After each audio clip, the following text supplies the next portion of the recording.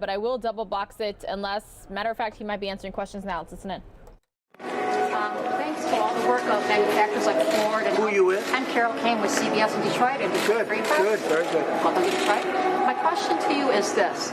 Because of all the ventilators being made here at Ford and the hero efforts of all the manufacturers there doing the same sort of thing, we now know we have enough manufacturing going on for the time being as far as ventilator goes.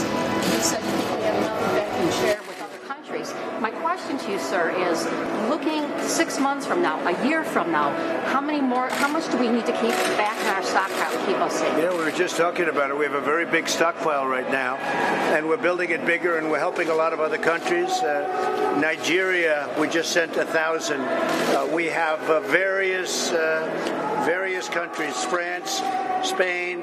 We have a lot going to Italy. We have a lot going to a different, probably 15, 18 countries. They're calling us.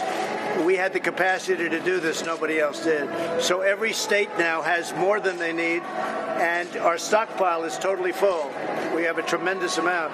So now we're really helping other countries where they're, losing a lot of people because they don't have ventilators.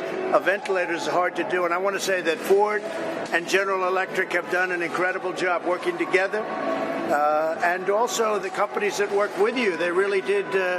They did a great job. They do a great car, and they really did a great job on the ventilators. And I hear the quality of the ventilator has been really top of the line. Thank you. So we really appreciate it, fellas. That's a great job. Mr. President, there was a lot of interest about whether you would end up wearing a mask today. Could you just take us through your thought process of why you decided not to wear a mask? I had one on before. I wore one in this back area, but I didn't want to give the press the pleasure of seeing it. But no, where I had it in the back area, I did put a mask on. Did you have the goggles on too as well, sir? I did. I had goggles and a mask right back there. Why would you not be and here's another one. Why would you not be wearing it? Because in this area, why would you not be wearing it here, sir? Not necessary here. Well, everybody's been tested, and I've been tested. In fact, I was tested this morning, so it's not necessary. But the executives are wearing them. Well, that's their choice. I was given a choice, and I had one on in an area where they preferred it, so I put it on, and it was very nice. It looked very nice, but they said not necessary here. Yeah, please. What about the example that it would set for other Americans? I think it sets an example. I think it sets an example both ways, and as they say, I did have it on. Thank you. Yeah, please. Mr. President. I just like your question so much. You know what? It was such a nice question. No, it is a great question. Here's the question for you. So you have seen... I'll take an extra question. There we go. Go ahead. We've seen the manufacturers here, Ford, GM, FCA, others, small businesses, turning things overnight and making PPE materials. As someone who is the President of the United States, in terms of our manufacturing might, how do you see what's taken place in these last This is months? the biggest mobilization since World War II. And these people were in charge of it. They did it. They did a fantastic job. They did a really fantastic job, and we appreciate it. All of these companies, they came together, and they used to make cars here. They used to make other things here. And now they're not only the ventilators, we're just saying the masks and all of the other products. What other product you make? It's a head of Ford, by the way. Not bad. Not a bad position. Yeah, so we've got... she's a very nice I know. woman. Hi, Carol. How are you? How you doing? Well, you know what we're making. We've got the pressure respirators. We've obviously the ventilators, the masks, the gowns. We've... really anything that anybody needs, we responded quickly, and we're very proud of our workforce. They've been amazing. Is he doing a good job? He is. In fact, Bill, you have been through so many crises through your years as chairman and CEO of the company here. How does this crisis, dealing with this pandemic, making PPE materials compare? Well, everyone's different. I mean, I won't take you through all of them, going all the way back to, maybe the oil shocks and then the dot-com meltdowns and all those. Every crisis is different, but what's amazing is how our people respond. And in this one, they didn't wait to be asked to do something. They said, here's an opportunity, and let's go. What I love about our culture is they didn't ask for permission. They just went. And that's something that we've done throughout our 117-year history, and I hope we'll always do. By the way, here's my mask right here. And I liked it very much. Honestly, I think I look better in the mask. I really did. I look better in the mask, but I'm making a speech, so I won't have it now. But I did have it on right here, and I think some of you might have gotten a shot. Thank you very much. Mr. Ford, can you confirm that the president was told it's okay not to wear one in this area? It's okay, yes. It is what we call a powder. It basically keeps the occupant safe. It takes in fresh air. Oh, that's great. And we used automotive components. So we heard the message that we needed to go quickly. We built 32,000 of these respirators, and we've shipped 887,000. Is that like a seatbelt something there? It's just that if you walk around here, you can see the respirator. It just holds the respirator. So on the first day when we had this conversation or the drawing, we said, how do we use automotive components to go quick?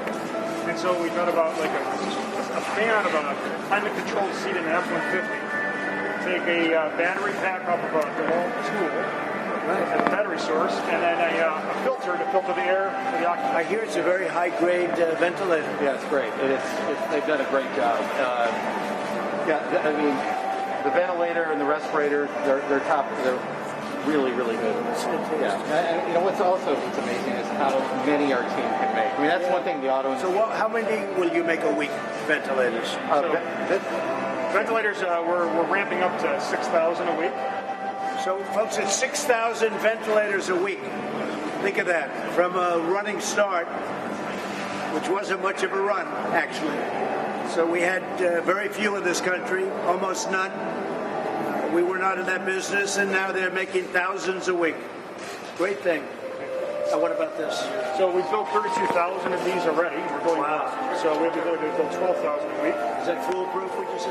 So basically, this is the maximum protection for an Maximum. It basically blows filtered air, filters out the virus, filtered air over the occupant's face. So if they're in a large ICU ward, or they're in one of these makeshift ICU ward where there's a lot of the virus that could be in the air, this would give them the maximum protection. We got to get back to the rallies. Do you agree with that, John? Got to have the rallies. Yeah. One question. The Secretary of the Treasury said there is a strong likelihood that we'll need another fiscal stimulus. To your thinking, what shape would that take? I think we will. I think we're going to be helping people out. We're going to be getting some money for them during the artificial, because it really is. It's an artificial closure. And now we're going to be able to open it up. This isn't like for long-term problems, and it takes years and years to have it come back. The Depression took 12 years, more, 14, 15 years. We're going to be back next year, maybe even in the fourth quarter, in a few months, we're going to be back. Because we closed it, and now we open it. But I would say there could be one more nice shot, one more nice dose. What do you think should be in it?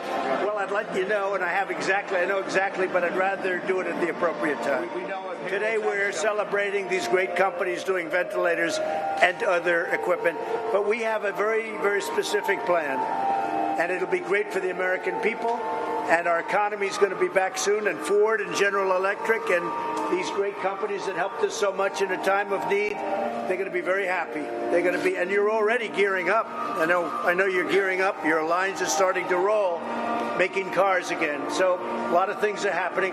By the way, on our southern border, it's never been so secure. We're up to almost 200 miles of wall, and we have never had, that whole area is, nobody comes through that area. The area where the wall goes up, that's the end of that. And so you're having this speech here this afternoon. What are you thinking about in terms of campaign rounds? When will you be able to get back to So as soon as you're able to have people get in, we've never had an empty seat since the day I came down the escalator with our future First Lady. We've never had an empty seat. You know that. And would have thousands of people we sent away. And I think the demand now from what we see is greater than ever before. We're going to have to go to certain states where we're able to. Look, I don't want to have a stadium where you're supposed to have a person and then 7 empty seats and then another person. So we might do some outdoor big ones, and we may also just wait till the stadiums can open up. I think it's going to be soon. We'll go to a place like Florida. We'll go to a place like maybe Georgia or some other place where they're going to be opening up. Whoever opens up first.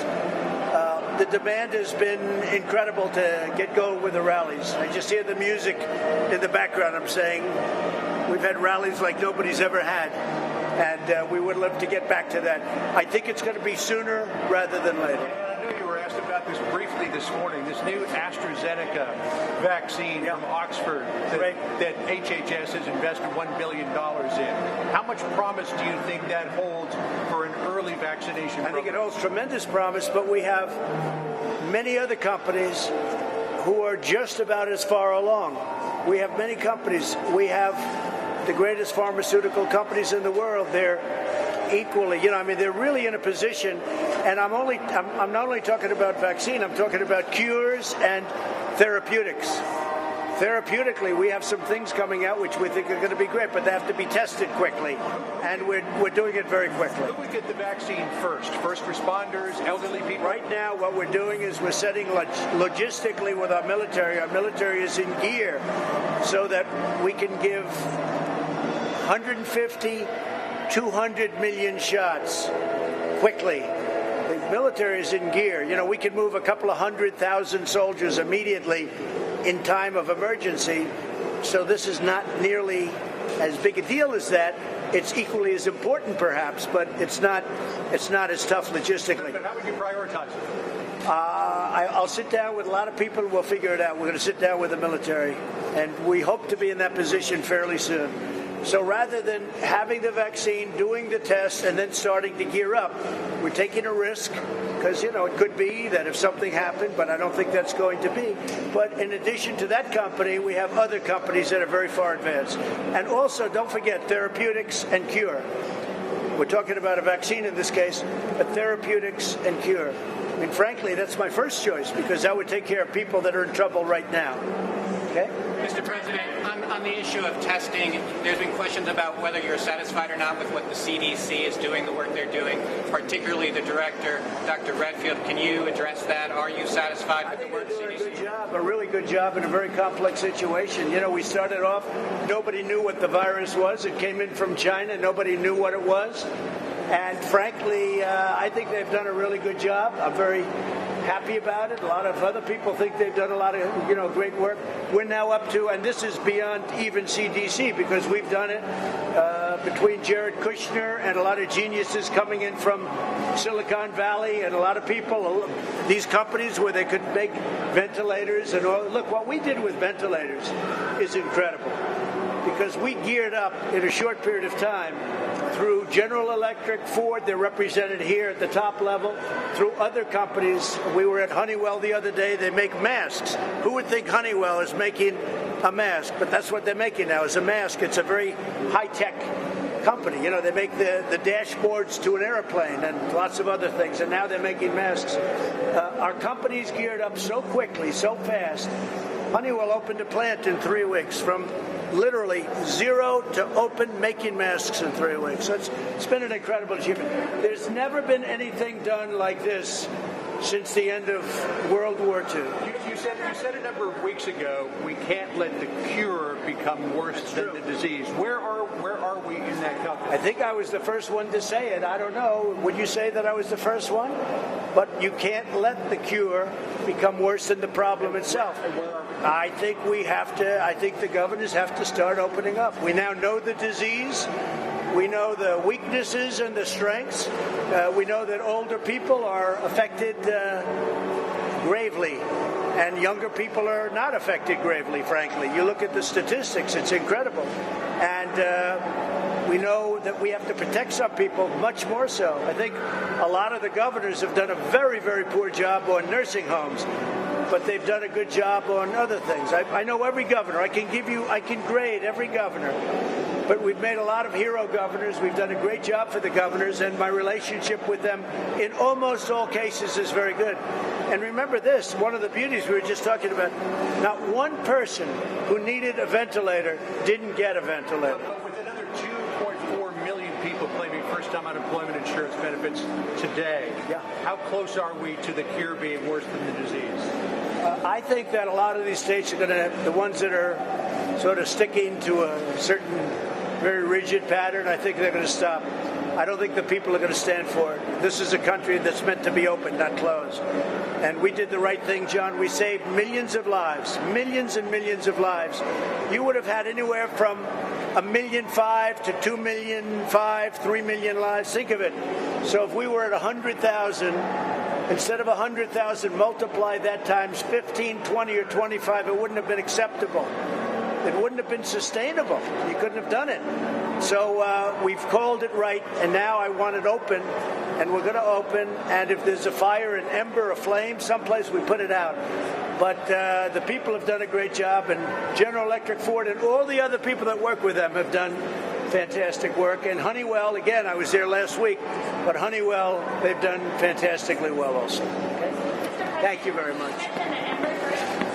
Smaller fires, these pockets of the virus cropping up. Are you concerned about a potential second wave of this virus? People say that's a very distinct possibility. It's standard, and we're going to put out the fires. We're not going to close the country. We're going to put out the fires. There could be, whether it's an ember or a flame, we're going to put it out.